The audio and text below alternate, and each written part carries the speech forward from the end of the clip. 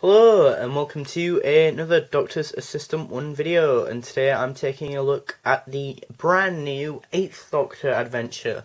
Now, one thing I will note before I fully get into this review is that, just to inform you if you're not aware, this one is only a 5-part mini-series, which is much shorter than the normal 10th, 11th and 12th Doctor series, which have ran for 15 issues long, and they've been clearly such a successful hit that those ones have got a second series. So this is issue 1. You've still got it in this sort of the barcode in issue 1 in this like little TARDIS design. You got Titan Comics there. You got Paul McGann looking badass as always, pretty badass to say the least, in his awesome Night of the Doctor costume, with the sort of Night of the Doctor Sonic, and that. Then you've got this still image of him there as well, still shot there. You got the Doctor Who logo in this diamond effect. And you've got the Doctor Who sort of 1996 TV movie 1 / sort of John Pertwee like logo.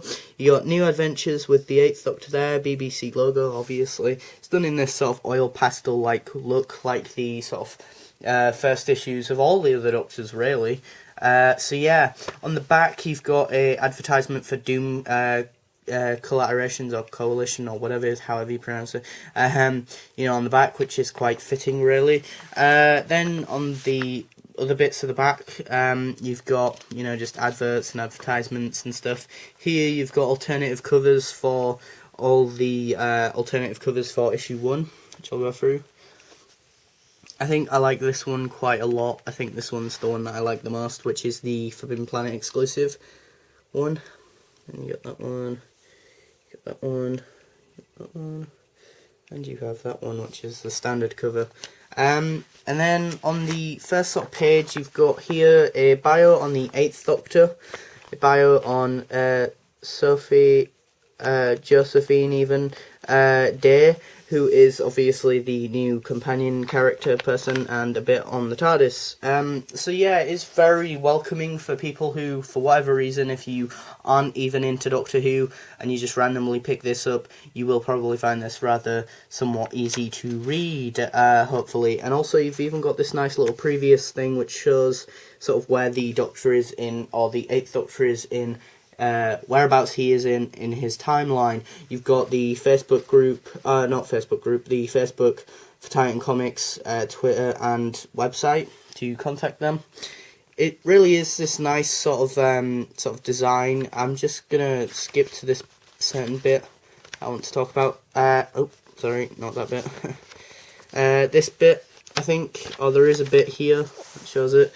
Which is the Sonic. The Sonic is the Night of the, not the Night of the Doctor one.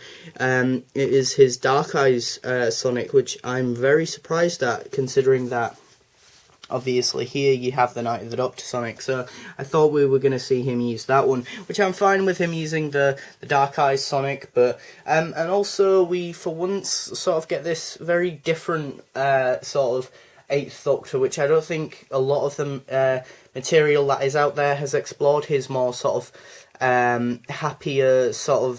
happier primal adventurer type side, you know.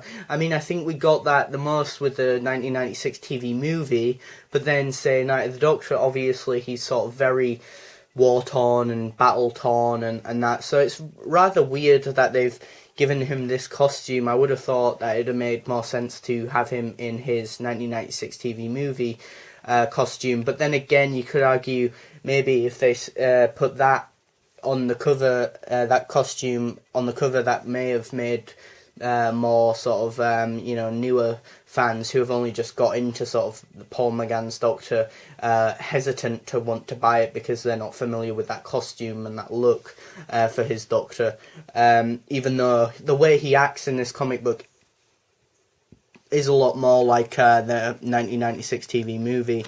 The art is very sort of, I don't know how to describe it really, rather animated feeling. I don't know, it's rather strange to describe really.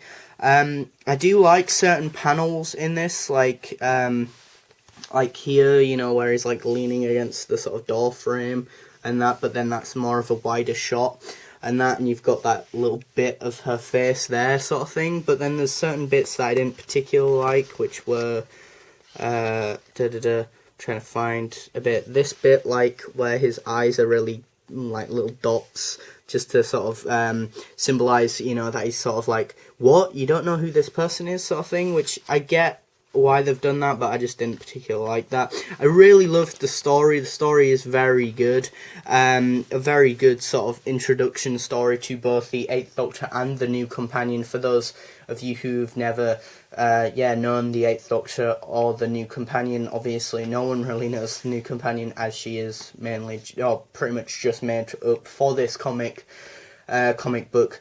Very good, sort of nice little opener. That was me trying not to cough, but that didn't work out. Sorry for that if that's getting on your nerves.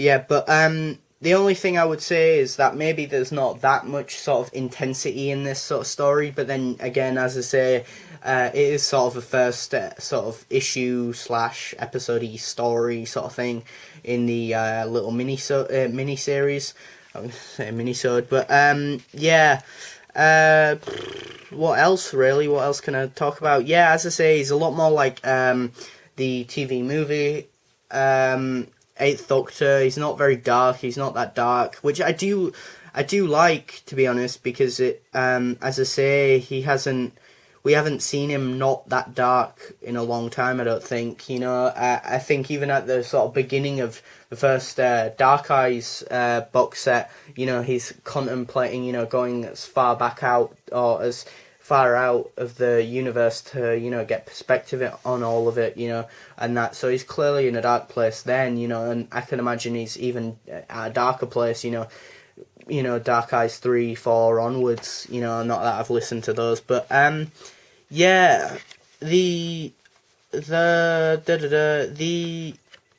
story is good, and it is a must-have for anyone who wants to get into the Paul McGann comic books. Really, it's not too taxing. I would say that there is quite a lot more sort of reading involved. Not to put anyone off, but there is a bit more reading I noticed than, say, maybe the Ninth Doctor ones. But that might have just been because maybe I was more engrossed in those ones. I don't know.